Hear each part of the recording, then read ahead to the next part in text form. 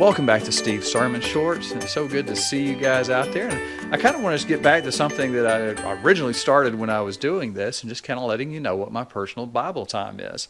And right now I'm in 1 Samuel and going through the first times where we're talking about Samuel and him becoming what God would have him to become. And in 1 Samuel 5 and 6, it takes a little bit of a shortcut as it goes through the Philistines capturing the Ark of God.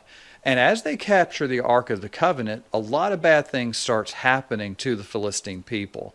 And so there's these tumors that start to show up on them, and there's these rats that come through there and just really destroy a lot of crops and a lot of their livelihood. And as the Philistines are trying to wonder what are they going to do, well, they come to their wise people, their religious people as it were, and they're like, what do we need to do? Well, they're saying to them, well, you need to send that Ark of the Covenant back. You need to send it back to the Israelite people, that God will remove this curse from this land. And so the people actually kind of grouse about it a little bit, about maybe we shouldn't do that, maybe we shouldn't do that. But the priests are very insistent. And so in 1 Samuel 6:6, they say this, why then do you harden your hearts as the Egyptians and Pharaoh hardened their hearts? When he had severely dealt with them, did they not let the people go, and they left? And so here's something interesting, because here's the Philistine priest. They even knew about God. They knew about the Israelite God and what he had done to the Egyptians. And they're saying, why do you want him to do it to us? Just let this thing go.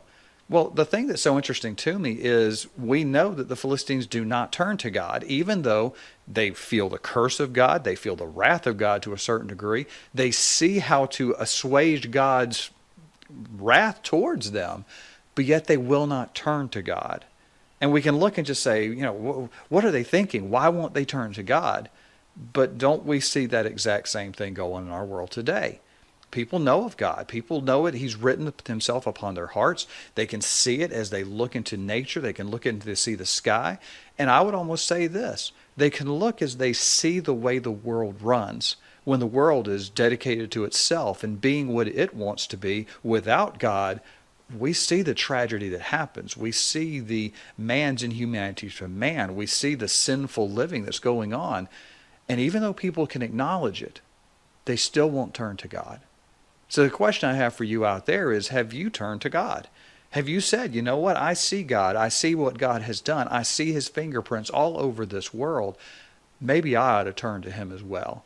Because God is always willing for you to turn back to him so that he might be what you have him to be, that you might be saved by his Son. All right? See y'all next week.